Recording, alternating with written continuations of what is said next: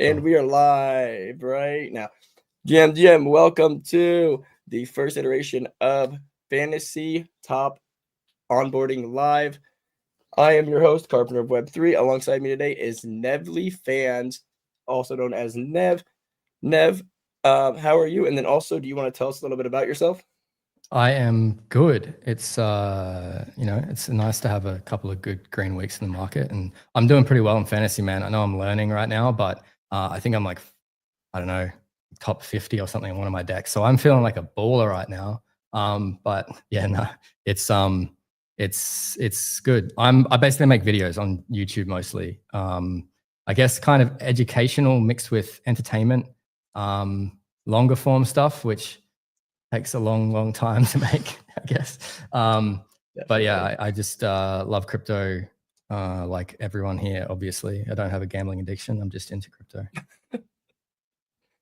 Absolutely, yeah. And that's what originally how I found you is kind of looking for more video content creators that had, posted about, fantasy or had an interest in fantasy. And then I kind of stumbled across you. And that was, heck, probably over a month ago. Kind of watched your content, started following you, started chatting you up. And yeah, I really like your content. But yeah, it's cool. Definitely. Because it seems like fantasy kind of is lacking, not lacking, but there's just not a lot of video content creators, long form content creators. I feel like I'm kind of like in a area of my own there. There's we have Fantardio, we have a few good clippers, and then Fantardio does should I open it? And there's another guy who does short form videos that are really fun to watch. Definitely for kind of as a content creator, as well that the viewers these days are very short. They're looking for that dopamine, right? And so that's kind of good for that. But where we long form can shine is we can do the long form and then make clips from it, right? And then make that short form as well. But also with short form, it's hard to get a lot of education or information out.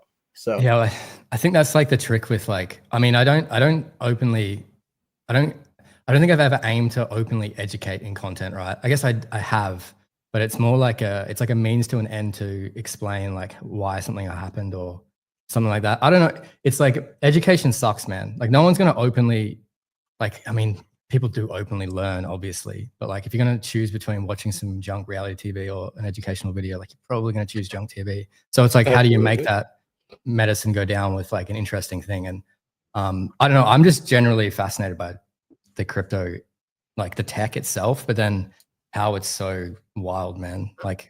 We're live streaming on a platform right now that has a Black Mirror episode about it. And it's a very dark episode. Don't get me wrong. It's super dark. It made me really sad and question my life and what I'm doing in this industry. But it's also on that cutting edge of everything. So I think that's really cool. And on chain is it's permanent. So all the stuff we do is here forever, which is a really weird and interesting concept. So I don't know. Yeah, long form content, short form content, you can explore topics like that. I think it's really interesting, but there is depth there to go into, which is, I don't know. I think I'm choosing the path of being poor. It'd be easier to make shorts and do other stuff and live stream and shill a token and stuff. So I don't know. We'll see how it goes, man. In a year from now, we'll see where we're at. Oh, goes that crazy champion, the path of being poor. Oh God. Oh, dude, that's hilarious. But really, I feel and again, kind of talking in the green room before this, I can already tell you, and I can definitely, we're pretty like-minded. It could definitely go down some rabbit holes. So I've got to kind of watch that. But I just want to touch on that. It's kind of the long form, short form, kind of to me, I could do an analogy to the people looking for long plays, short plays in crypto, right? The short term, the scout plays, or compared to the longer term holds. And that's the way I kind of look at it and why I kind of went towards long form content. I feel one, more time goes into it, and then also more just I feel you're going to be here for a longer time doing that kind of stuff too. But again, that's just my brain. Well, as well, I think it's I know that I've made content for a really, really long time. Like I haven't really spoken much about my background heaps, but I've had TikTok pages that have gotten pretty big, YouTube pages. I've made long form, short form. I used to be a photographer on Instagram and photograph like models and all that kind of, back when like Wanderlust phase. Like I've really been through like the epochs of content. And the thing with the short form stuff is it is a dopamine hit. And again, this is off topic, but if you're a creator, like you can you can go viral very easily, but that's a flash in the pan. But long form and like the stuff you're doing now, and even with fantasy, is like you're building actual relationships with people. And I think that's what gets lost in a lot of stuff. It's the focus on depth, not breadth. And it's really easy to get fixated on, like, because we're humans, the vanity metrics of 1 million views, but like what good is it? Like if you can talk to 10 people and they actually care and they want to support you, that can probably go further than 1 million views in a day and they don't even know who you are the next. I don't know. Yeah. Oh, absolutely. Which is what fantasy's done. Exactly. So, that's like that's what I hit on. That's like a perfect segue into. I feel like that is why fantasy's so sticky, right? It's not just the game itself that is so. And for those watching, don't worry. We're definitely going to get into the meat of the fantasy. It's a lot of fun to talk to Nev. And transparency, this is the first time I've actually talked to him like this way. We kind of messaged back and forth. The first time I've actually got on camera with him or on a call with him or anything. But fantasy is definitely, that's what I fell in love with, was the like cult-like community. The founders are very receptive. The team is very receptive. Like 710 became like a brother to me. I've met some of my like HKs. I like can honestly HK 710 are like brothers to me. Like the Malt, Makesy, Travis himself, the twins. I mean, they're just all such great people, and it's insane because like based on like your content and kind of talking to you briefly, I can tell you've been in this space a while. And if not, you just learn really quickly, but I'm assuming you've kind of been in the space a while. I've been through it a little bit. Yeah. And then like, so it's like, it was such a breath of fresh air compared to what we kind of seen in 2020 to 2022, right? These kind of the exact opposite of what we're seeing with fantasy. So, man, that just helped me even like dive in deeper. And like you, I kind of have, I was big into like Magic the Gathering content. And so it was kind of a nice, but it was all like Web 2.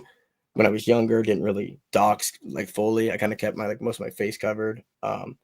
But I never really planned to dive into Web3 content, and especially not to dox myself until fantasy. And then I like a year ago, I dove in and I was like, whatever, I'm doing it. And then Clemente convinced me to dox. He's like, it's going to be the best for your content.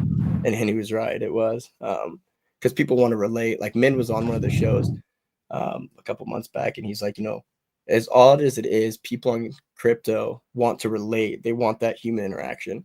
So doxing really helps with that. I think that you know, I understand not doxing as well for many different reasons. With content, it's humanity, like humans. That's the rule that will always exist. And as AI can create identities, even ones that look and feel like humans, there'll still be that little like piece of shit part of a human that's like really annoying or imperfect, and that'll be the thing that people actually like, and you'll be like, oh damn, that person pisses me off, but I like that because it's not perfect. So like you don't get that when you're not, like you can, but you lose so many layers of like who someone is. But yeah, I think that is what you said about fantasy is kind of what I love fantasy in general, right? Like I play F1 fantasy religiously with my girlfriend. Like we play that every week. Very competitive. Also another league with some friends. I play NBA fantasy with some friends back home in Australia. I've done that for like 3 or 4 years. Nice. Like I've been deep in. I play like NRL fantasy, which is like a football code down in Australia, which no one else in the rest of the world cares about. Years ago when I was in high school, and it's just a format of a game that's fun. Like it's strategy. I grew up playing chess, so like I'm a massive strategy game fan, even like Civilization, all those types of games. So it's got like all that kind of feel to it. But then obviously you can make a game that's like interesting, but when you apply people that seem to actually care and they've already proven that they're not just here for a quick flash in a pan, which is what a lot of crypto is. I know I'm gassing up fantasy a lot here, I've only been playing for like, this is my 3rd week, right? But yeah, I've spoken to, I think, most of the people on the team. I made one post. I had heaps of people share it and like it. And it wasn't as green as it was 2 weeks ago. It's kind of changed in a week or two. But to have that when things aren't as positive as well, kind of, I guess, tangibly shows how, I don't know, there's a community, man. Like, I'm guessing people are down on their cards in terms of investments because it went up high, but I'm sure some people aren't too. Maybe they've made their money back from the rewards because it's ridiculous every week. But I don't think a lot of people are actually playing for the money as much as other stuff, which is what on-chain and crypto stuff should become. And that's like what I see. It's just, it enables other things to happen and improve things that already exist rather than just like, I'm here to make money, which is a nice perk. But yeah. Absolutely. I'm glad that you touched on that because I talk about it in whether it's Fantasy Hour, which is just like a space, or the deck building series, and then just in our regular content, right? Is there are some people that come and play majority, or like the majority reason they're here is kind of for that profit, right? And yeah, everyone likes profit, but I have, like, when I first started playing, yeah, it was for profit. But then shortly after, I was like, this is fun. It's sticky. I'm not like, I'd play this game even if it's, and case in point, people that have been playing for over a year are playing, and myself included. I put almost as much time, if not more time, into the free to play app because it's so fun. And there's no incentives. It's just to learn the game, right? There's no future rewards or anything. It's just to learn to play the game. And I spend hours on that. Like, I'll get lost. I'm like editing videos and I'll start like, oh crap. Okay, sweet. I'm on a roll. I'm getting a bunch right. I can burn cards and spin the wheel, right? And so I think the reason it's so sticky is because even if there wasn't a monetary incentive, people would still play. And that is what, like you said, that's what eventually it needs to be. People aren't coming there to make money. They're coming there because they would have done this stuff anyways. It just so happens they make money. It makes it even better, right? The cherry on top, which I think is really cool. Well, yeah, I think in the first week, I don't know, I start off putting not much in, and then I kept putting more ETH in. I was just like, oh, fuck, get some cards, because I also see I like NFTs. I like the collectible side. And yeah, like, there is obviously potential to make money, but I think outside of that, it's like, I'm just having a good time. Like, I feel like I've made friends that I didn't have before as well. Which is, I don't know. I think that's like, I mean, if you talk about the purpose of social media or in the internet, as things become more disconnected, it's nice, without getting too soft. But yeah, you can make money. I think that if you were to buy, like, I'm going to guess that's something we're going to talk about, but you buy like specific cards, you're probably going to get in the top however many, and you probably can make money every week. Obviously there's a bit of chance, but I think the other interesting thing for me was like the InfoFi narrative, right? Like, that's what crypto is really good at, is creating narratives, relabeling something as something different, and then everyone's like, oh my god, it's this new thing. But Fantasy Top was that before that. Like, it literally, like, the way it's reading social media and giving scores is exactly what Kaido does. It's just a different application. And I think that that's like a really interesting, like, it's like a different layer of the thing that already existed. Like, the way that the score is calculated, I don't really know how that works. And that's something I had some questions about to ask you. But whatever that point system is, that's literally what Kaido does to determine, I'm guessing, the scores there in a similar way, right? So the tech behind it is really, like, I've got questions. I don't know how much you know about that, but that's really interesting, even beyond the top layer of the app itself. So yep. And what's awesome about that is something we'll get into too, is they actually have, I don't know if you know this, and kind of looking at your report and stuff, which will, if you can share at any point when you want. But there's Clout is actually it's a mind share, and this wasn't always the case, right? So this has been around for, I'd say, maybe 2 months, maybe more than that now. But it's its own, like, you've signed up for Clout, I'm sure. I have, and yeah. So that is its own mindshare engine. I actually feel like that is more one, and I might be biased, but I check my Clout more than I check my Kaido. And Clout is like, there's no promise of getting an airdrop or anything like there is with Kaido. But yeah, I'm still checking that more because I want that score to go up, because, you know, that's the only way you become a hero. And also, it's just nice to see where you're stacking up. I'm trying to see, you know, if I can beat my buddies, get more, how much more relevant content is, and then also finding good creators that or people putting stuff out there. And I just feel like Travis and the team, like the twins, Kip and Mikado, have, as well as, you know, like the Molt and 710, they've really put a lot of thought into every aspect of the game. The Molt, actually, speaking about scoring, the Molt is the like brains behind not only his personal project, which is, or like personal part of fantasy, which is the Molt sheet, right, or the fantasy sheets. He is the like anti-bot guy, right? He's pretty much got down to a science. He can tell when bots are being messed with scores and not, because that was a big issue at the beginning. Haven't had that for a very long time. Being someone who has started just within the last month, it's kind of some of the questions I had for you too. What was it like to start fantasy? So, because like a lot of the people I talked to started back when I did, like in testnet. What was it like to start fantasy, and then also what brought you into fantasy? So I had signed up to Clout before I started playing because I'm a clout chasing little bitch. But no, it's not actually why. I think I genuinely like try out like tech. Like I genuinely go and like, I'm like, well, how does this work? I'm interested. I think I saw ICO post saying like, you can tell if someone's legit based on 3 things. And it was like what their score and what their clout score is, what their Kaido Yap score. I don't know. I'm literally completely misquoting him. And I was like, I don't know what clout is. So I went and found it, and then I signed up, and I was like, well, I'm getting nerfed. Like this sucks. Like I don't have anything. It's just the worst. And then I sort of was interested in that. I saw it was connected to fantasy. I think I signed up to Monad.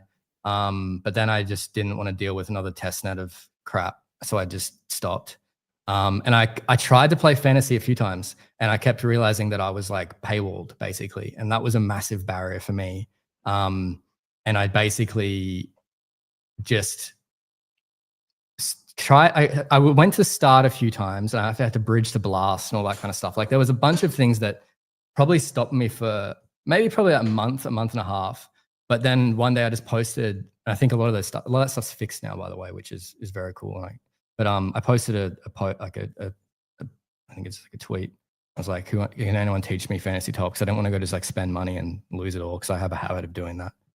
And school, I have a really bad habit of doing that, man. It sucks so bad. I don't know how I'm still here, man. I've had a pretty good habit of that for a while. Yeah, the rule is to survive, man. I've been on my last thread for a while now. But Scorp message replied, and I'd spoken to him about some ethos stuff before. And he was like, let me know what you want to know. And he just tried to guide me in the right direction, said, you shouldn't rip packs, that's gambling. Yep. You should buy specific players. So I put some ETH in and I bought some packs. And packs. Yeah, I just bought like 10 packs or something. I put in the ETH and I only bought packs. I was like, I've traded basketball cards in the past. I've done all that stuff. I've got really deep into basketball collecting, and I'm like, I'm gonna do it raw. Like I'm gonna rip the packs. This is the experience. See what happens. I didn't do too bad. I basically broke even. There you go. But the cards were like up to fate. And yeah, I've learned that's not the best way to win. So my experience was like coming in, it was a little bit complex, but the free to play was like that kind of happened as I started. And the free to play, I'm really addicted to that. Like I really, really like the free to play. I just turned ICO into an epic today on the toilet. It was awesome. And I wouldn't be able to afford that card in the fantasy core, but I can still have that, which is cool. So my onboarding experience was like, I think it was complicated, but Clout was one of the things that did that, and ICO posting about it. I don't know why. That guy's just all in my algorithm. It's all him. That's good. He's a good guy. Your algorithm's right. Yeah. To be honest. And real quick, that's perfect. I promised someone before the episode that I would leak who the guest for this Saturday's deck building series is. There'll be an official announcement after the show, but it's ICO is going to be the guest this Saturday. Nice. We've been trying to get him on for a while, and with both of us being parents, I definitely understood. It's very, especially weekends. but yeah, ICO, we're getting them on. We're gonna have it's gonna be a later time. It's not gonna be 10 a.m. Eastern. And again, I'll put it in the post for those listening. We're gonna be doing instead of 10 a.m. Eastern, we're gonna do 1 p.m. Eastern. So it'll be a little later in the day. Again, it's recorded for those who can't make it. But yeah, ICO is gonna be on the deck building series this weekend. It's gonna be super fun. So Nice. there's that. Now I've leaked it, and we could. That's cool. Continue. ICO is great, man. I only started hearing him talk because I messaged him a bit ago, and I was like, man, we should talk about something. So I'm like, I could just tell he'd probably be good on a voice rather than just text. That's all he did for ages. But he started. He was on Thread Guy's stream. That was really like insightful. What else was he on? There was another one too, and I think it's cool to see Eli's. Eli's, yeah. It's just cool to see because he's kind of had it come up recently as well. It's cool to see how crypto keeps having that happen with creators, and I think it should happen as it grows too, right? More things exist, so you need to have more people. I don't know. And in the end, everyone like crypto will be in everything that exists. But yeah, I'm keen to see what you talk about. He's like a top 10 fantasy card, right? So yeah, he's actually like a top 5 there for the longest time, and his come up, which is perfect. His come up came in Blast, and really like him and Fantasy kind of came up together. He wasn't an original hero. He came in the first heroes that were like added. It was a way different way back then. There was like a vote out and all this stuff, and then new heroes got brought in kind of by like curation, and who kind of would help like be kind of fantasy aware and stuff. It was way different. It was like kind of trial and error back then, and the team did a great job of doing that. Brought like it was like GG, him, quite a few others that came in during that. And it was like clearly the standout superstar, right? I've always made sure I've kept one of his cards. I really like. Yeah, he's just awesome. He's been on. Just the gas up. We've been gassing him up hard. Oh. If he's watching this or he sees it, man, he's gonna be like just. I called him a blind dog, and it got heaps of engagement. And I was actually really upset. You were the one who did that. I remember someone said that it was you. Yeah, I couldn't remember. Yeah. Because like he called me a homeless child, so you know I gotta clap back. And then I got no clout for it, so I went in the clout support server and I was like, "Yo, July 10, I got no clout for this post, and I want to know why." Like it's got a bunch of engagement, a bunch of cool people. And I didn't say anything crypto related. It was just a GM post calling him a blind dog, so you don't get any clap for that, apparently. Yeah, definitely got to be crypto related. Yeah, sucks, but oh god, life, you deal with the ups and downs.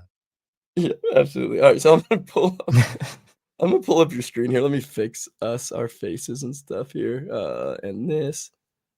So here we're looking at your portfolio here. I'm going to make it to where it's quite a bit bigger. Do like that. We're going to hit save, update. That's better.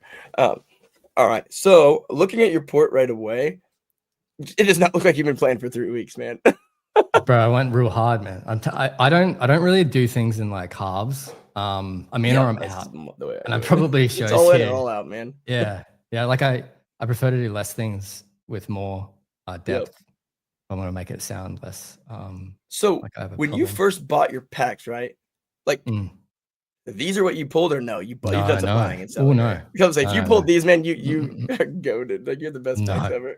No. I did pull the easy. I pulled easy. Rare. Yeah. I pulled easy rare. I pulled a fair few commons. Like I pulled some good commons. I pulled the honey's common.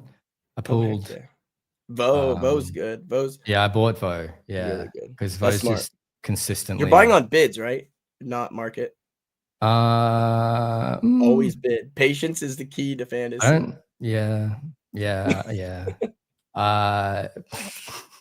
Especially when upgrading cards. Like HK, like it was like, dude, I don't know how you did that. And so my smolting, it took me like a month of bidding him, and I got his commons on an average of like 0.016 to 0.018. Wow. And upgraded him because like I just would wait until like Wednesdays and Thursdays are the best time to kind of look to see who's gonna be low stars. So if you do want to get a hero that's gonna be like a low star, which for bronze, which it doesn't look like you're playing a lot of bronze, which bronze is technically like one you want to play at the most because it is the cheapest. Like up front, it's the cheapest to get into, but over a longer period of time, it's going to cost more if you're trying to stay competitive chasing cards. So I always advise to kind of do it to get your feet wet.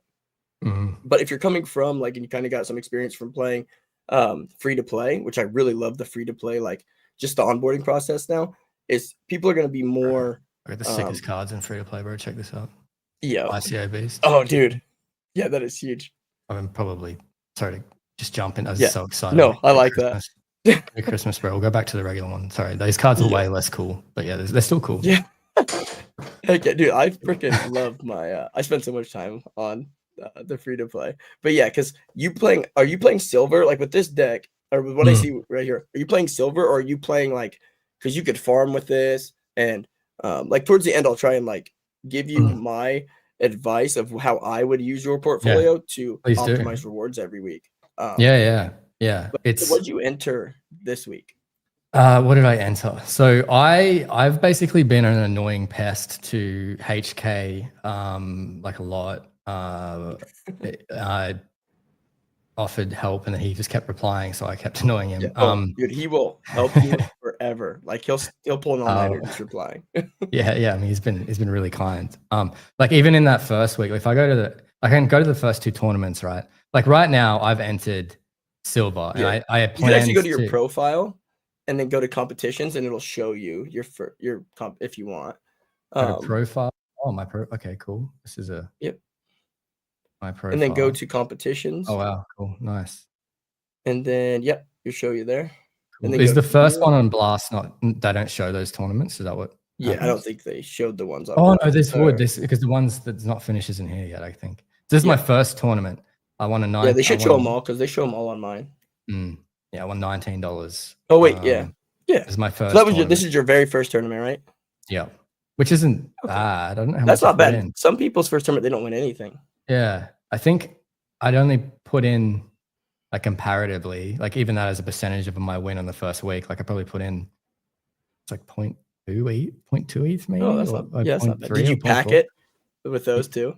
Yeah, these are all pack cards. Like this is like literally like so if I go to this. So you did no trading at this point. Yeah, this is like this is pretty good. Is this what maybe I had done trade? I'm not sure. Well, because see, surely on like 0.2 ETH worth of packs back then, packs I would say before we bridged, packs were about 0.045. So for you could have got quite a few packs. Yeah, maybe maybe I put in a little bit more than 0.2.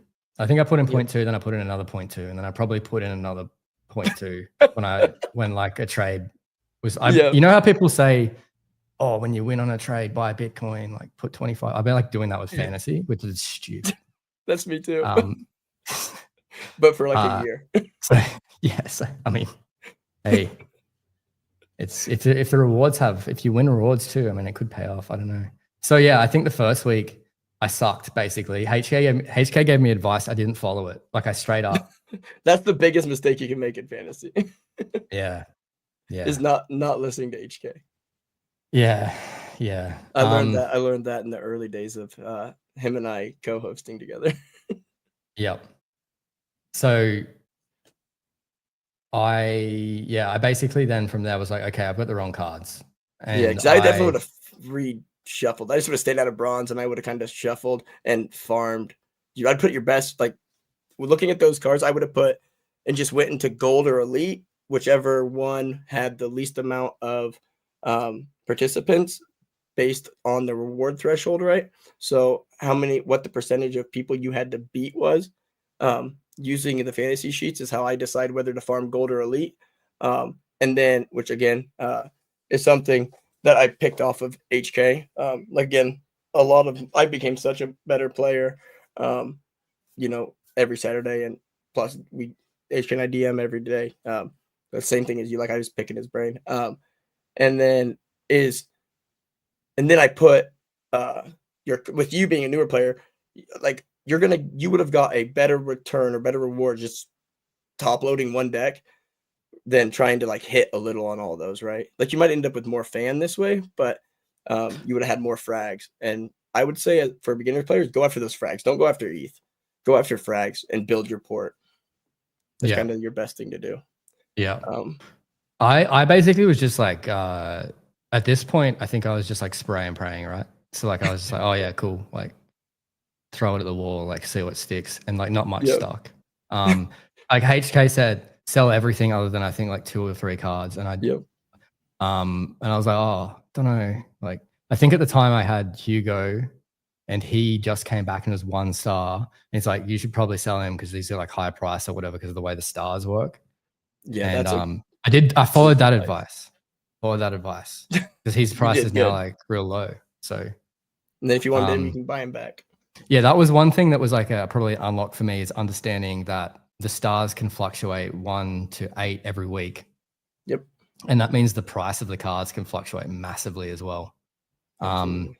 And Makesie's strategy, everyone's like, I can't remember who said it, was like, oh, buy Makesy. And I was like, I don't get it. Like, what do you mean? Like you need a Makesy because say he doesn't post for a week and then his star rating goes down to 1.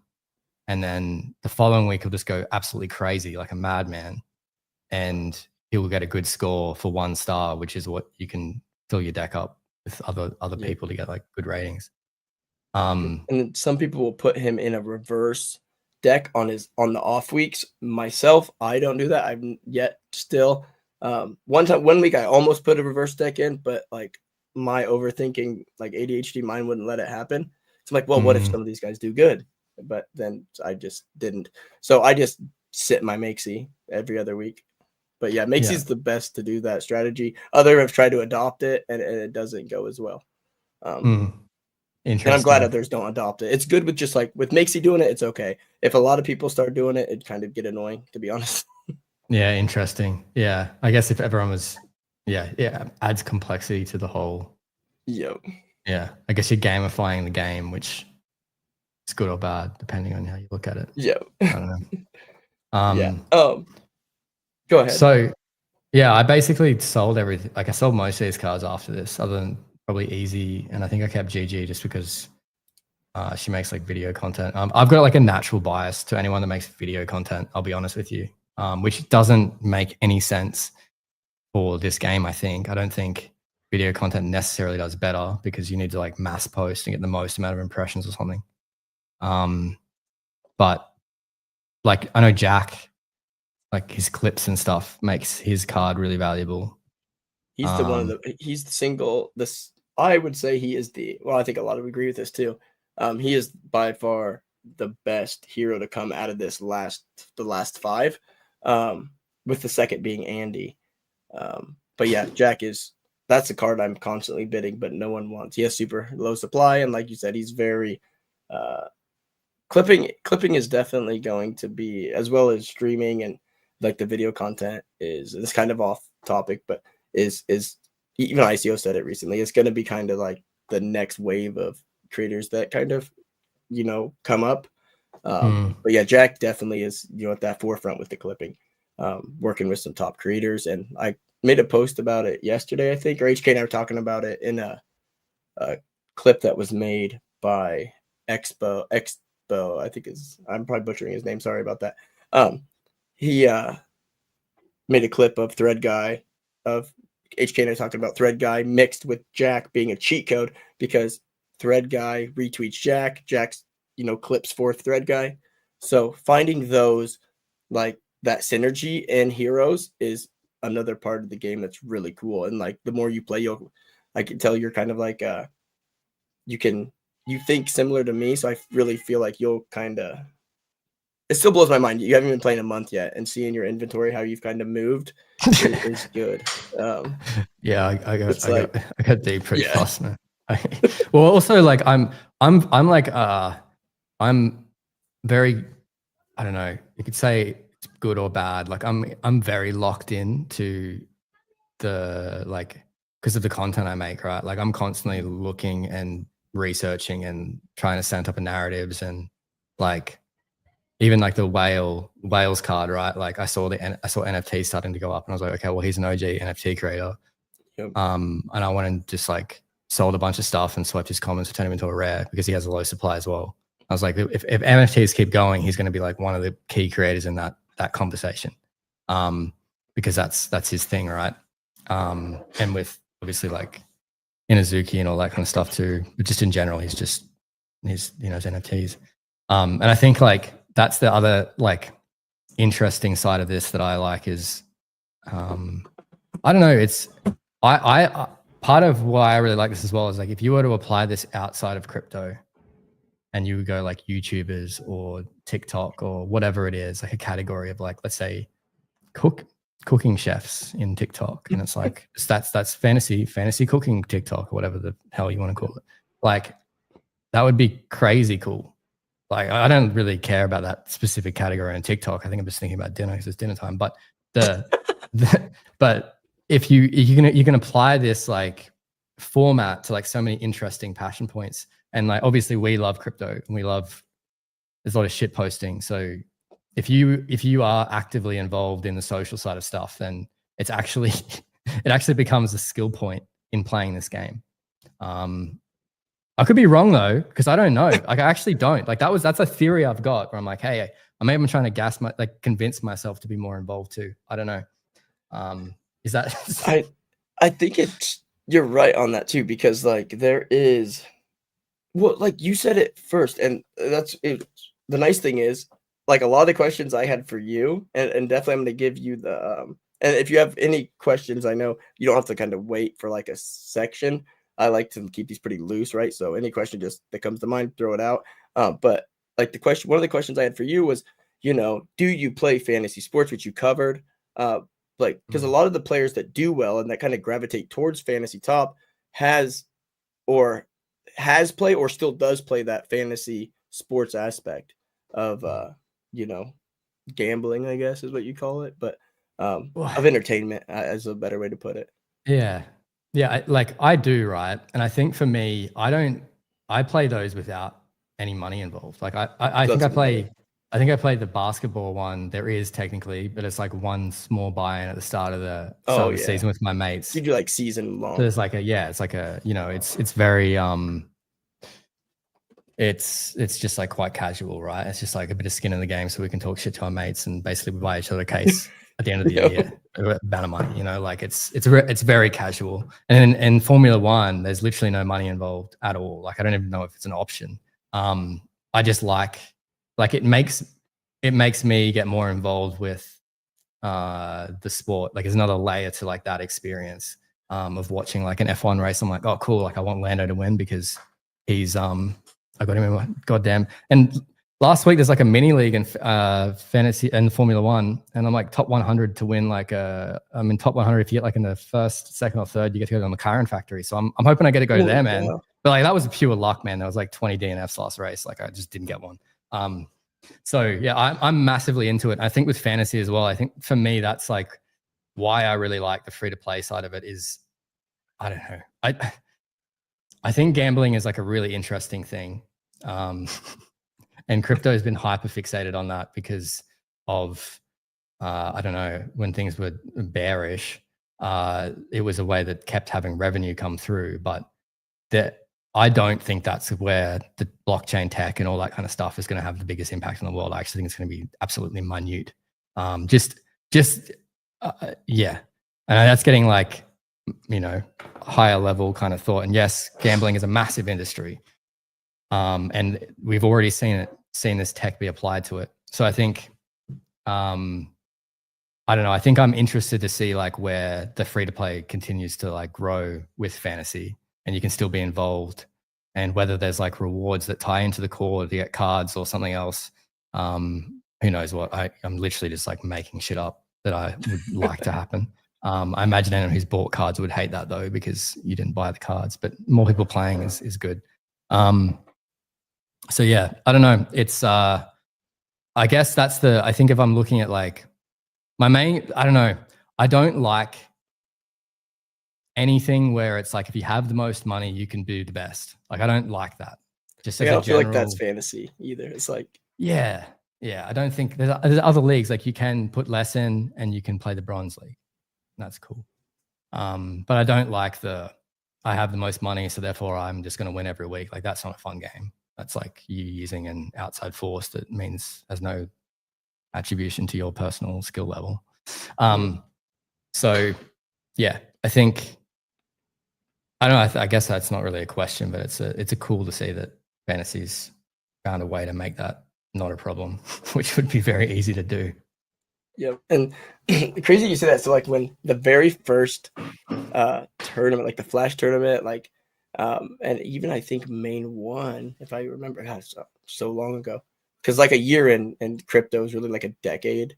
It feels like, but there was no leagues. It was just you play everyone against everyone. So it kind of was like that pay to win. Granted, prices were crazy. Like back then a common Greg, because there wasn't a lot of supply back then.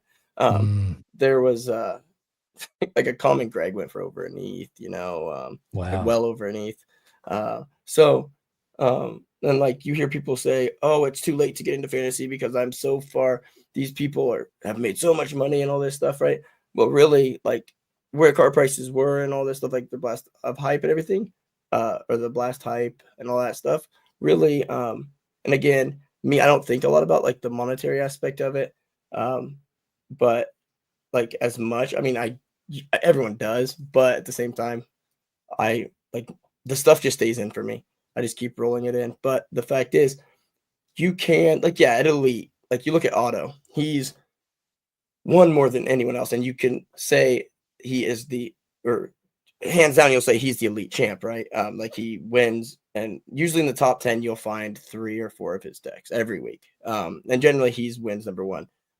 He also has he loves to gamble on Jades. So he's also had quite a few skips. But he's put a lot of money in. But then if you look at gold, you look at silver and any other leagues, a lot of the top players haven't put crazy amounts of money in. It's just that strategy, finding the trends, finding the heroes, looking ahead, right? There's so many different strategies, right? Like my strategy, which is adopted from HK strategy, is I will go hard in silver. I don't play bronze much anymore because when HK and I, like when we all came up together, I was big on chasing the cards every week in bronze. HK and I were like very similar. Well, then he just kind of took off. At that point, I wasn't rolling my rewards in 100%. He took off, started just smoking me every week. I was like, "You're a bully. I'm going to go to a different league." And but I go hard in silver. This week, like I think I put like 2 or 3 decks in silver, and then from there, I just try to maximize frags. I want to get at least 150 frags per deck. I'm getting closer to being able to like my supply, because I'll get rid of some of like the cards I don't think I'm going to play much, or they're not able to be farmed. I can't farm with them, right? So anything that's not able to score me at least like 750 points as a common, I'll get rid of. And then same thing for rares. If they're not gonna be able to score me like close to 1,000 or at least 800, I'll get rid of them. But so I farm, right? And then there's other people who only go for like Otto. He only keeps cards that are gonna win him elite. And there's just so much strategy to it. And it doesn't matter about money. One of them is the money, right? Like you can throw a bunch of money in and still do well. But there's no guarantee with that, right? It's more of a strategic game, and that's why I feel like FaZe Team's really leaning into the academy aspect of it, because there is especially prior to the new free to play and prior to going to base, there was a bit of friction with onboarding. It is kind of a complex game. I mean, it is to get really into it, but like, just some lore about me if you as a new player is like I was able to onboard my wife, who was I've tried for years since like I got in 2018, and basically ever since I've tried onboarding her, never worked. She'd never try anything in crypto. She hated it all. She'd try it, but she would just like, I don't like this. I don't get it.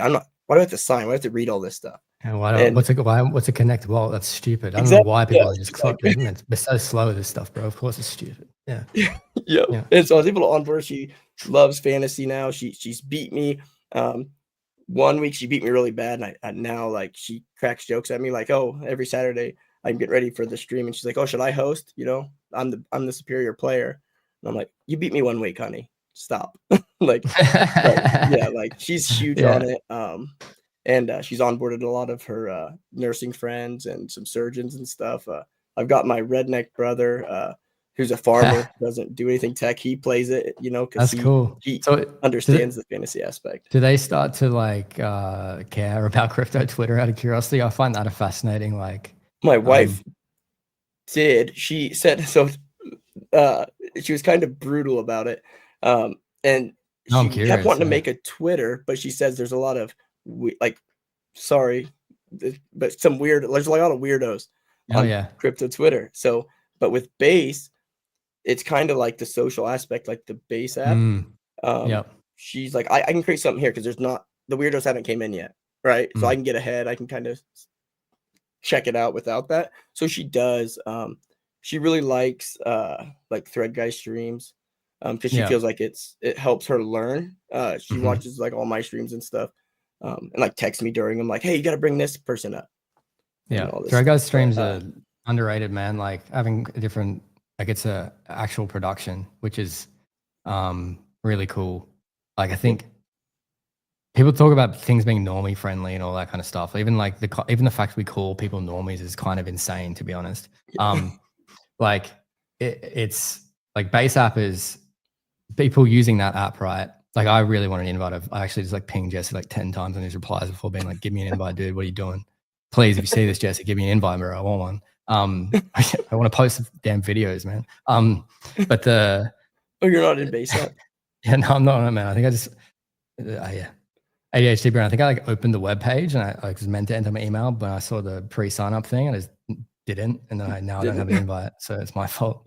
But the people making content there, every piece of content is getting coined, but you don't have the stigma of what crypto Twitter has created towards anything. And there's actually problems that come with that. When you have this preloaded bias towards like something being tokenized and you expect that everything you buy should go up. Well, first of all, that's a stupid expectation. Like everything is an investment. You go to the movies and you pay for a ticket because you have a good experience. And sometimes you have a shit one because it's a shit film.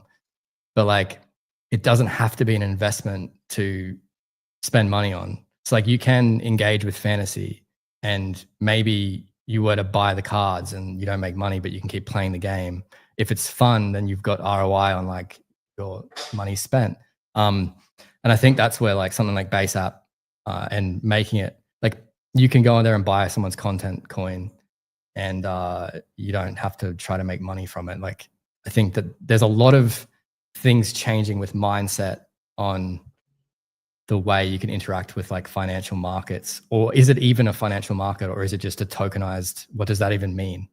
So I don't know. I'm really keen to see how fantasy links with Base more because of that, and it's interesting to hear that your friends and family find that more welcoming because I think I do too. To be honest, I'm not massive on crypto Twitter. Like I don't actually. Like as a thing, I don't like that it's an echo chamber. I've been pretty vocal about that in the past. I really don't enjoy the echo chamber. I think it can be pretty toxic sometimes as well. Don't get me wrong, there's a lot of cool people, there's a lot of cool content, but a lot of it's fucking pointless. A lot of it's a waste of time. So I think it's just finding the balance. Yep, and that's like even ICO's pushed on that, right? Especially like with the the whole InfoFi stuff, a lot of it has became a big echo chamber.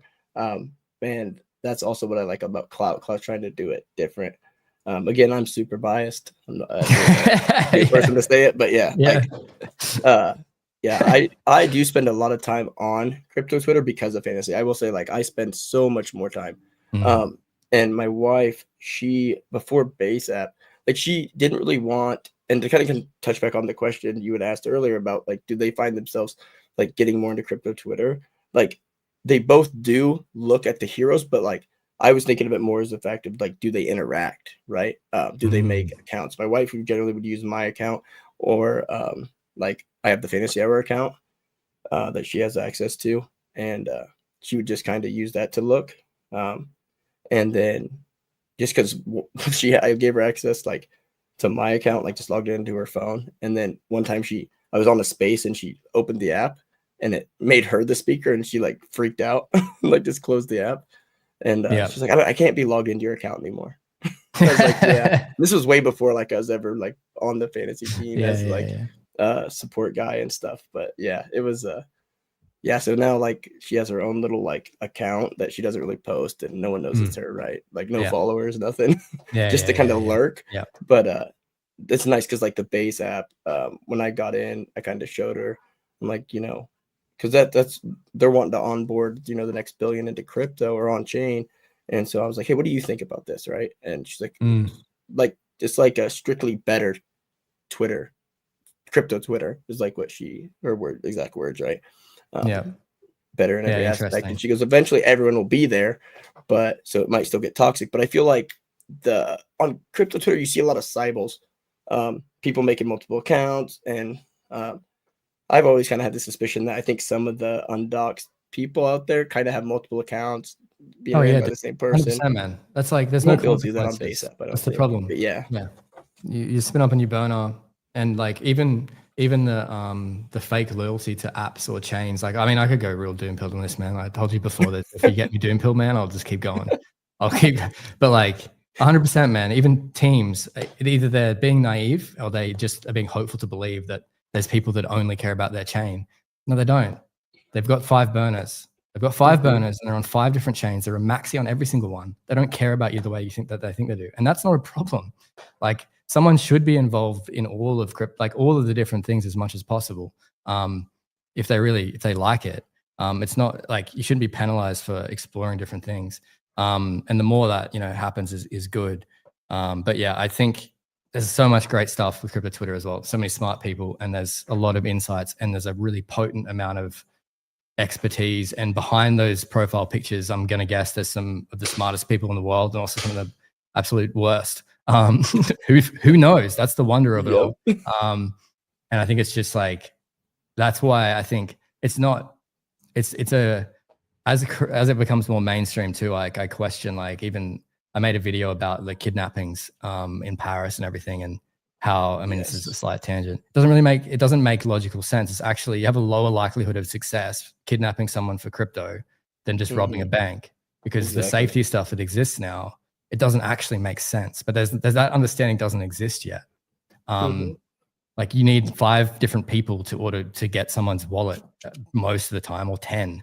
The individual person you kidnap, you can't actually take the money. So like, it's actually safer.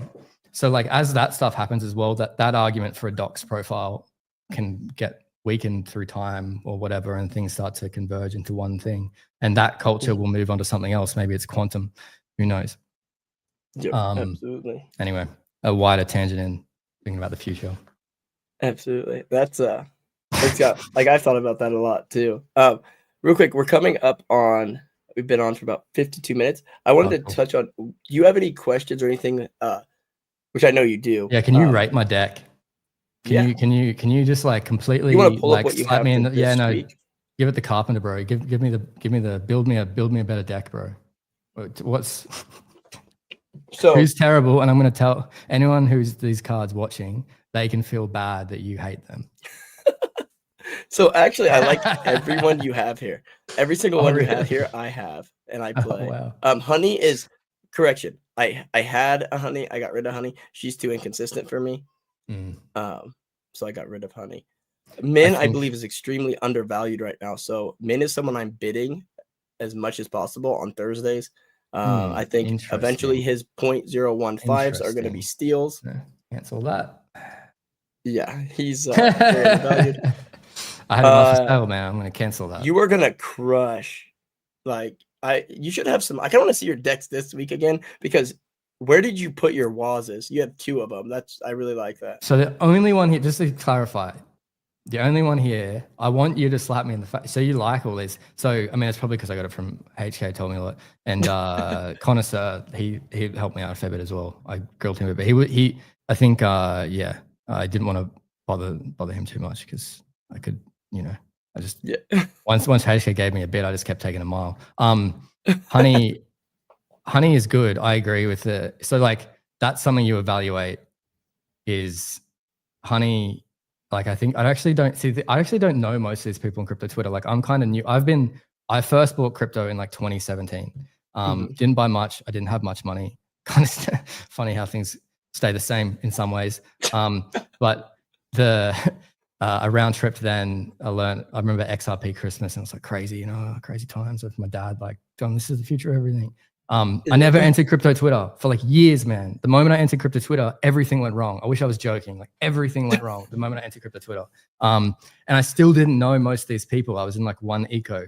So then I see all these cards. Like I didn't know Honey was a person. I didn't know Waz was a person. I still don't know half of these people. So learning this, right? Like it's actually a good way to understand, I guess, the personalities in the space. Some of them are more valuable than others, probably. Like Honey posts some really good trading charts, but I also read that on some of the posts, I think it was a joke, like I'm going to go a month away now and be on a beach in Thailand. So because the market's going to get bearish, and then she'll come back when it's bullish and post some charts and never going to make some money, right? So when she's here, awesome, but when she's not, terrible. So holding that card is risky. And you could pick someone like ICO who posts every single day, like he doesn't have a family somehow. And I don't know where he finds the time, man. Dude, especially because up until recently, he was a lawyer too. Like he still is a lawyer, but that's scary. No, I'm kidding. I still don't know if it's true. I'm gonna ask him on this weekend. He said he quit his job, but he also like he's the most trustworthy guy, but he also likes to like joke. But again, I know I've known ICO Beast for like since early Blast days. He is someone that he's said it multiple times. If his ideal position would be something like what Bread Guy does, right? And for Mega ETH. So I have a feeling if he really did quit his job, and you got to think in the US, I know my cousin is a lawyer in our podunk little town, and she makes very good money. So I can only imagine what he makes. He's in, I don't know exactly where, but I know he's in a much more expensive place. So cost of living's higher, wages are higher. So for him to leave that, he's got to be in a similar position. That's going to give him, I feel like for him, it'd have to give him more time with his family, you know, working from home and stuff. But if he ends up taking a job into the space, it's going to be nuts. He's going to even be in a better hero because it's a real, I mean, yeah, of course. Right. Like, oh yeah. I mean, you'd think so. Like that could upside of his card. And I mean, for me, right, in general, I'm bullish on the creator economy. Like I literally came into crypto Twitter. Like I was a full-time content creator on a YouTube channel for a couple years. And then I stopped working on that project. And basically I was like, cool, I'll buy some NFTs. And I fell into this rabbit hole of being in crypto Twitter and, you know, ups and downs. But from like I earned money and had a wage in the creator economy back when people said, what do you do for work? And I'd be like, YouTube. And I'd say, what do you do, man? Like, cause it was a joke. It was literally a joke. Like I remember going to like a party and people worked in actual film and they said, oh, like we were hiring an editor to work with us. Like, what do you mean you're hiring an editor? I'm like, of course you hire an editor. You gotta make fucking videos, man. Like how it works. Make videos. Like you got to push out videos. You have like sponsors. You're like, it's a full, you know, and I think that's like democratizing. Like you have the ability to like be a creator is an entrepreneur, and what's the economy worth, like $250 billion. And I spoke to ICO like a bit ago about this as well, like with Bread Guy, and this like job that's being like created. I mean, again, it does make sense that it's like a CT lead thing, but in a way, it's kind of just like it's a content strategist role, like, and you're also consumer facing in a way, which is like the weird thing. But that's not happening outside of crypto too. There's marketing teams, like you look at Clearly in the VC world, they got heaps of funding. They don't have a product, I don't think. Do they have a product now? Clearly just like they raise like heaps of money because they made viral videos. That's insane. That's insane. So I think they're coming with a product, but yeah, it's man. But you can raise that much money from just having the distribution funnel is exactly. And that's why I'm like, again, going back to fantasy and all that kind of stuff, like it's a really interesting proposition to like turn that into like people's personal brands, whether that, I mean, okay, let's extrapolate this. If AI, you had like 100 AIs and they're all personalities, then you have like fantasy for AI agents. That's crazy. Like it's just a league purely of AI agents. Maybe I mean, AI XPT is coming into this, and that's crazy as well. He is he's a tactics hero. Mm, So when we onboard new heroes, like or so when they bring in the new heroes, they they go off the clout thing, but they curate it slightly so that there's no like projects or AI. You have to be a person. Um, mm. Yeah, or okay. pretend to be a person, I guess. I mean, there's Would no way you, to tell if you're a person, but yeah, how do you definitely know, like man? yeah. I'm a deep fake right now, but I'm not real. Yeah, I was saying, The Matrix, the documentary. I It's I a thought I great seen a one. glitch in it a little bit ago. So, Yeah, yeah. but yeah, is there or go ahead. I was going to say you asked the question, and I completely just. So if you have ADHD as well, mate, you can tell we both do because we're fucking all over the place. So if we Yeah. this is what I entered this week. I would love Okay. if you could Ooh, I rate like if that I did it silver deck. wrong. Well, see, this is the funny thing. It happened last week as well. The deck I thought would do well didn't do well, and then some other It one happens a lot, actually. did well. I was like, okay, well, show my decks. So this is I went That's so good. Azuki. I was like, Whale and Min, like, come on, guys, you guys are bros. I Yeah. think I bought based, and that was a mistake. It seems like he's like just chilling and not really. He's kind of fallen off. Like I don't know. He had a thing there for a little bit where, like his inflation was high and stuff, but like also I feel like it was. I'm not gonna talk about it because people come out with pitchforks. Okay, what does inflation mean? I saw that at a Oh, sweet, card, right? perfect question. Thank you. Yeah, because I saw when I was looking to buy a card, these stats here, right? You got price, high Yep, speed, last sale. Makes sense. Wait, yep. here it is. So wait, where is it? There's like an inflation degree somewhere. Yeah, if you click on the card Oh yeah, cool. and scroll up. What is all of? Yeah, right here. What So does that mean? your card supply is like the total supply, total index is like the totals in the decks right now. And then inflation degree, they haven't, it's part of the secret sauce, but like of how it's configured. But what it means is basically it's on a scale from 1 to 100. If your inflation is 1, you're least likely to like you have the pretty much the lowest chance of getting them like in a pack. So you want to buy cards with a low inflation degree that also have a low supply. And if you pack one of those, it's really good, right? But also those inflation degrees can fluctuate. And then also going back on that, so like if you have a 100 like War Daddy was when he first came in, means you're going to see him in a lot in packs. And that can change based on like over the period of time. It originally was like a 30-day rolling score that messed with your or decided your inflation degree. Then they went to 45 and then I think 60.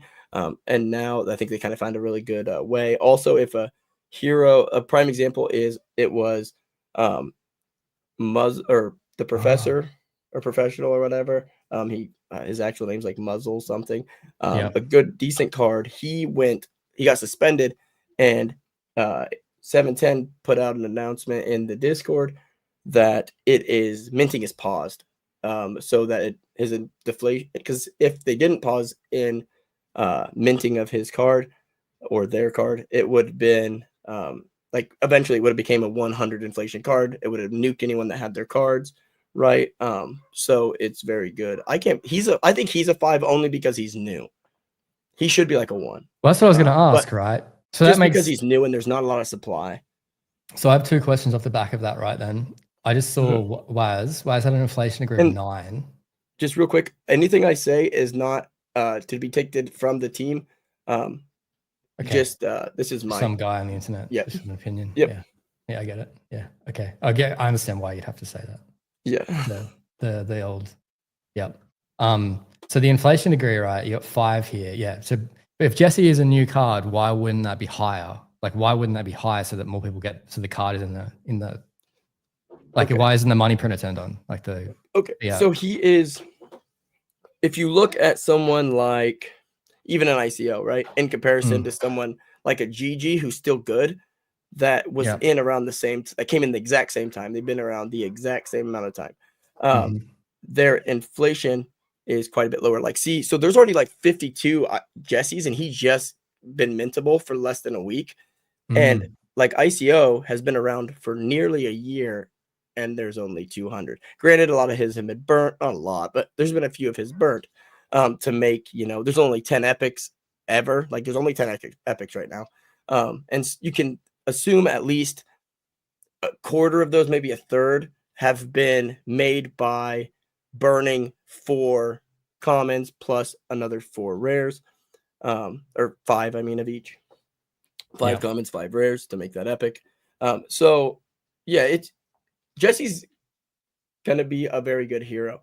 So again, it's part of the secret sauce, that when the heroes come in based on their score, you know, Mikado, Kippet, the team, they can kind of look and see where they're scoring at. They can go back and look, I'm sure, I don't know this for sure, but kind of look and see where they're scoring. And they kind of give them that baseline of an inflation based on their scores.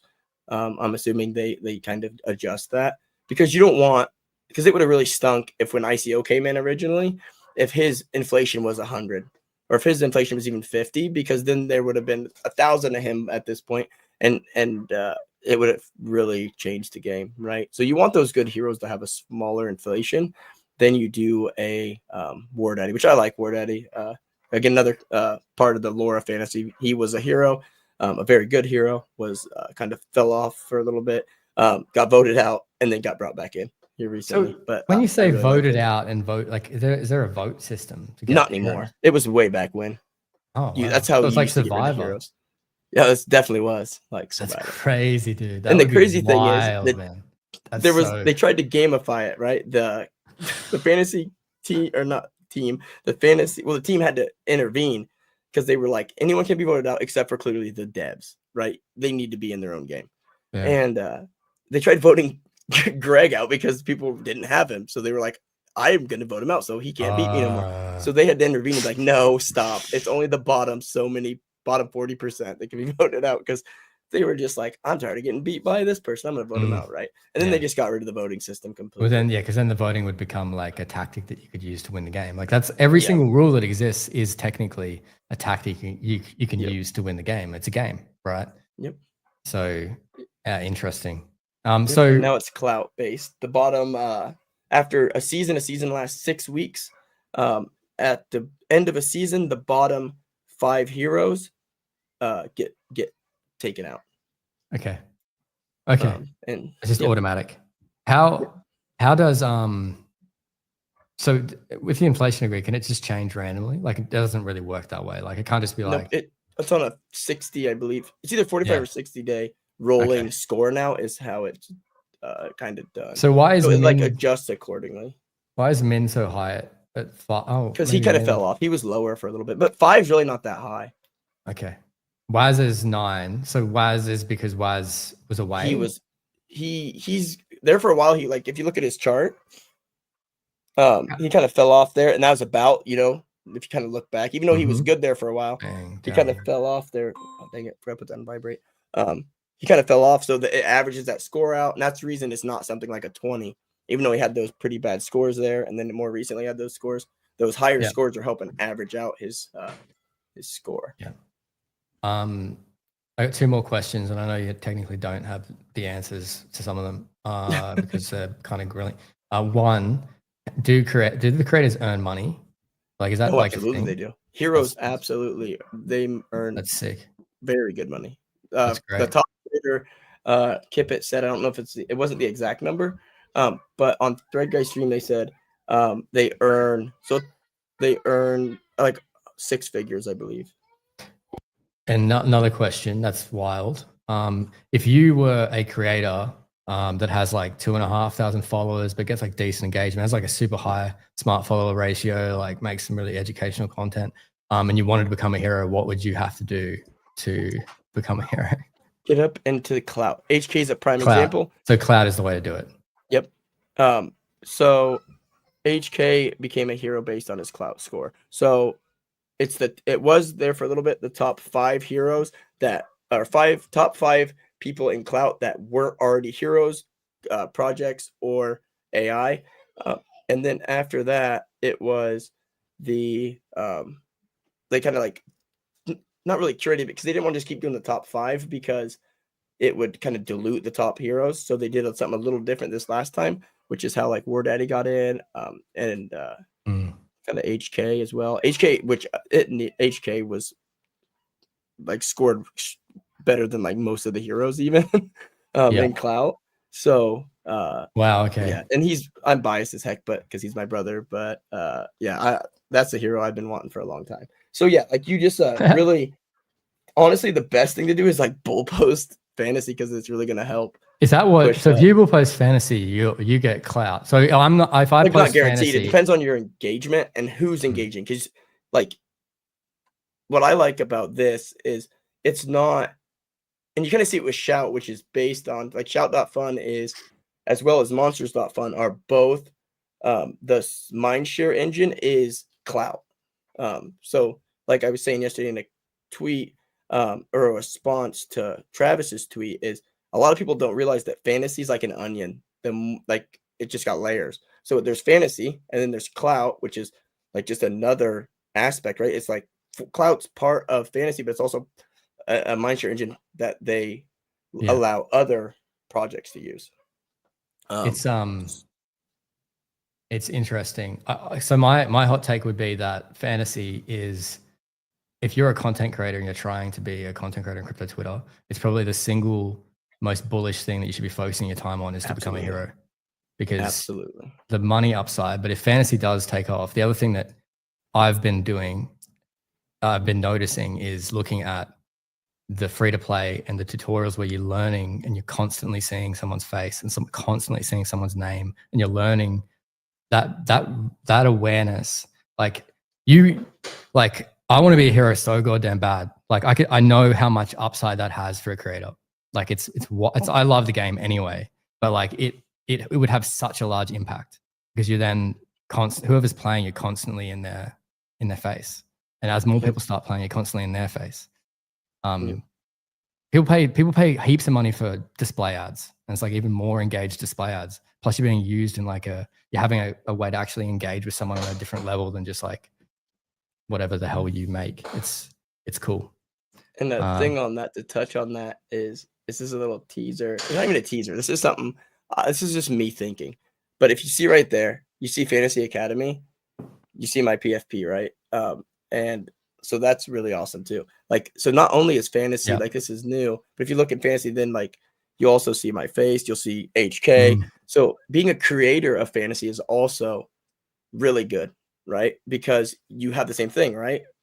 People are in the app, they want to learn the app, they go into the academy. Being a creator that's putting out information, right? Because this video is going to be on here. Our like your face will be in here. So as long as you're cool with that, it's gonna be, as long as everyone else is, bro. Give this to be put into academy. And sorry if you can hear my kids yelling in the background. That's fine, they're fighting. It's life. It's human. If you gotta run and stop the fight, no, it's okay. Yeah, my daughter's yelling at my. 1 second. Now that I've got the stream all to myself, I can do whatever I want on here. Welcome to the stream. Oh shit, he's back. Yep, I'm back. Sorry. My daughter was banging on my door. I held down the fort. I didn't do anything that would discredit you. I tried, but I couldn't think of anything fast enough. She was so mad. She's like, he took my Barbie. Oh, I'm so sorry, honey. I'm in a meeting. But yeah, it's still like, that's what I like about you saying, because being Kippet and Mikado said it on, or actually I think it was Mikado. I always get them mixed up. One of them was on the Modern Market this morning, and they made a good point that there's only ever really can be at this point 200 heroes, right?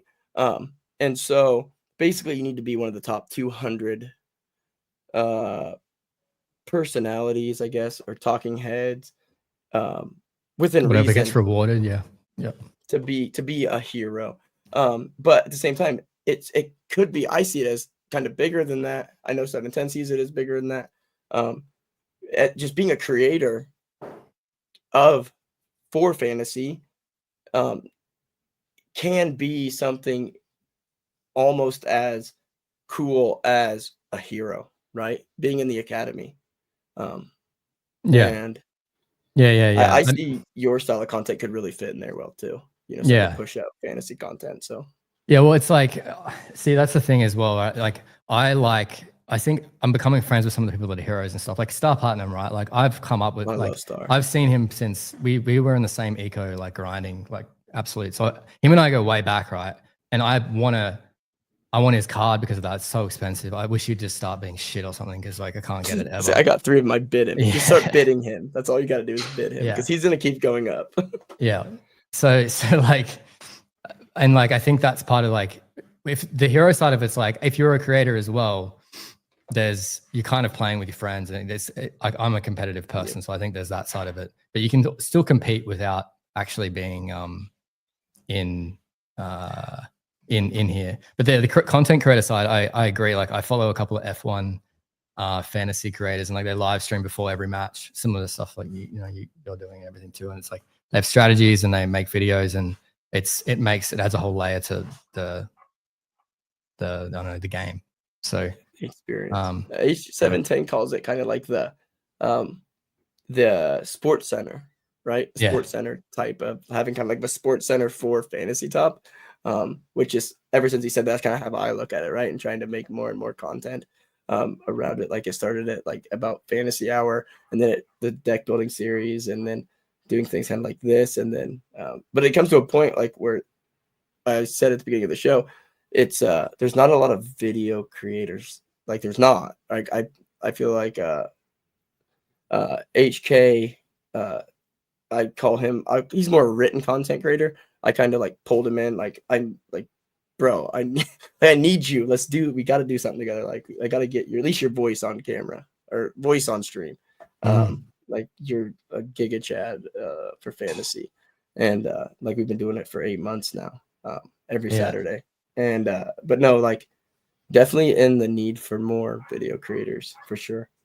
Yeah, cool. Well, I mean, it's cool what's happening in general with fantasy. Like, I'll probably come up with like 100 more questions that I had in my head, and I forget now. But oh, no problem, man. I'll ask them. I'll pester you now as much as I pester HK. Yeah, see that's like the nice thing is like HK and I, we could just sit here and talk about this forever. Like at the dinner table here, we talk about it. So, like it's just fantasy's life at this point. Yeah. But yeah, I would say rolling rewards, like the best thing for you to do, like portfolio wise, is like just rolling your rewards every week. One thing to stay away from though. What does that mean? Rolling rewards. So like you get your rewards, right? Oh, hold on, I messed them up. Okay, there we go. So you get your rewards this week. You're gonna get a couple hundred frags, and then maybe some ETH. Use the ETH to bid cards. Also use the frags to buy. Don't spin it on the wheel. Don't gamble it, right? Use the frags to buy jade packs and then open those jades. And then what some people do is they then burn whatever cards they don't like to buy more jades. That I used to do, and then I'd watch my rewards every week. Just end up being like I'd have 9 packs, and I'd end up with like 2 cards because I burned them all and only got 2 I liked. But instead, sell them, right, and then use that money to bid new cards. That makes but sense. At the same time, like you don't get the dopamine from that. So I mean, there's sometimes I'll still burn them. I love ripping packs, man. Ripping packs is dope. I mean, what else? It's and every week I end up buying. I have like I've been making a joke. Like I have a little fantasy gremlin that lives in my head, and in the morning I'll get on here and he's like, buy a pack. So I get on there and like buy a pack, and it's been working. But, yeah, like I mean, it's ripping packs that's a even just in regular cards, like it's part of the experience. Like, but yeah, obviously, if they're as expensive as it's all a cost thing. So you've got to really play into that. Yeah, cool. Absolutely. Yeah, cool. Well, I guess I'll stop burning stuff. You're right. You should sell them. I mean, I know the logic kicks in. That's the logical thing to do. Yeah, especially like as a newer, like I'd say like a smaller port. Not usually, I mean, smaller port, right? It's over an ETH port value. Holy cow, your free to play is freaking. Yeah, bro. I know how to, bro. I'm telling you, if I'm unchained, bro, if unchain me, bro, give me no limits, and look at what I'm coming for everyone's trophy, bro. I told you I'm competitive, bro. I even if I don't have that capital, I'm coming for everyone's trophy. I say that with love. Yeah, I think you're full pilled on fantasy now. Yeah, I'm pretty. Yeah, like my cards in here are dope, man. Like I turned ICO into an epic today. I'm so stoked. Got my Clemente rare. I just turned Jesse into a rare. That was my as well. first ever like big rare was a Clemente. Yeah, wow, that's cool. Clemente is cool. And I bought his previous top. Like I bought him on a bid back month, like probably close to 6 months ago for like 0.22 ETH. And then when it kind of got really low, and that's what's really cool about fantasy community is we went through some really highs, some really lows together, and like we all stuck around. And there was like the team just like it was crazy because at the lows of like because we've had like a crazy market, right? Just like in the like during tariffs and everything else, like a lot of people left the space, so of course they left fantasy. And then we had all the other stuff with Blast and stuff. Well, the cards got low, so HK and I both had these like rare, and a lot of people in this fantasy community had these cards that we bought high, and then like sometimes I think of like maybe should I just like get rid of this Clemente and get something else? I'm like, wait, no, because I paid 0.22 for him to keep because Clem there for a little bit was kind of not producing a whole lot. He kind of he was still producing content, but not like the way he is now. I mean, he came on one of our shows. He's like, I'm back. I'm gonna be a top 10 here every week. And that's when I was like, yes, I'm glad. But now his price is back up above that. And then that's just like it kind of goes towards like conviction of the game. Yeah. But one thing I like about like you made me think about that I've been wanting to put in a post. So it makes me this will help me remember to do. Actually, I'll just hopefully this gets clipped. If not, I'll clip it myself.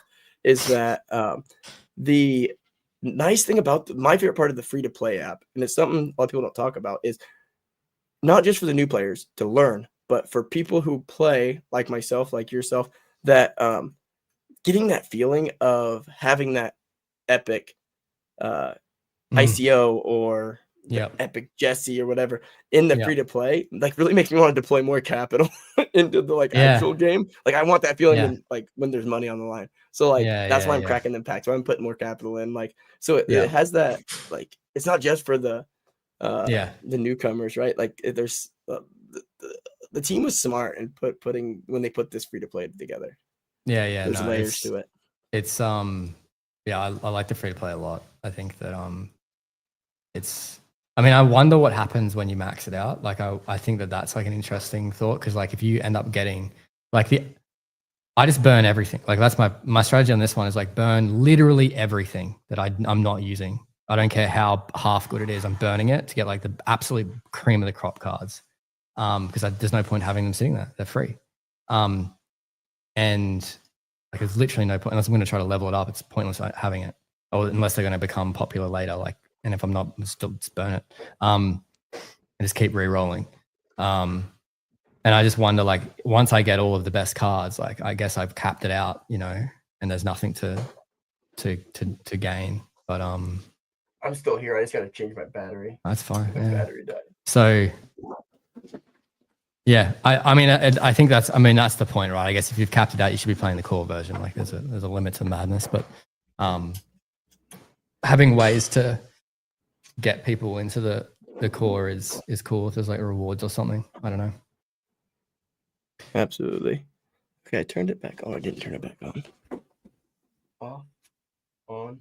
Yeah, like they did ask someone asked about that, and I don't remember what they said. Like it goes really high right now. I just don't know how high. What did it do? Let's try this. No, my camera's being silly. Oh, there it is. We're good. We're back. I just don't have my background thing in, so we're fine. Yeah. So it is. Like, yeah, I think they'll end up It's really hard or far away, I think, from capping out the free to play. Because technically the free to play is still in beta too. So and there's like tactics I've kind of been paused for now. I'm sure those I know those are coming back. And I'm sure knowing tactics and knowing 710 and everyone, there's gonna be like something cool with tactics. So yeah, like there's just one thing, and what I'm really excited to see is like especially like yourself and some newer players is that aren't familiar with the team and haven't seen what like the rest of us have seen over the last year and 3 months is the team.